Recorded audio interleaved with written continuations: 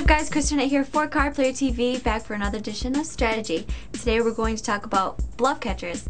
We caught up with Jimmy Fricke and he explains exactly what that is.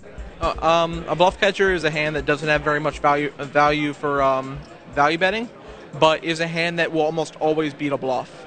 If you know, like a weak top pair is usually a pretty good bluff catcher against a tight player. Second pair is a great bluff catcher. Third pair, hell, under pairs to the board sometimes are really good bluff catchers.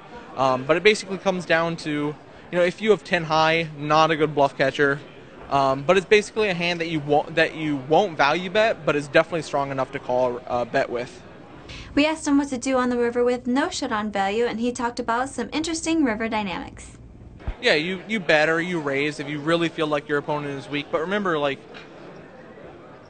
one thing that I've learned, and this isn't like theoretical or anything, this is just what people do. People don't like bet folding the river with anything. Like if they're value betting the river, I very rarely see people fold the river, despite the fact that no one ever bluff raises the river.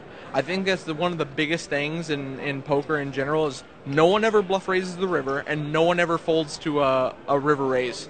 So the two things, you know, they don't really, yeah, they don't. But the problem is that there just aren't that many situations where someone has a hand big enough to value raise the river. So it just doesn't end up coming up that often. Whereas other things like the metagame is such that, you know, things have to warp and change as things go. But I mean, this is just one of the things that in the next 10 to 15 years is completely going to change in poker. Thanks for tuning into this edition of Strategy. I'm Christy Arnett for Card Player TV.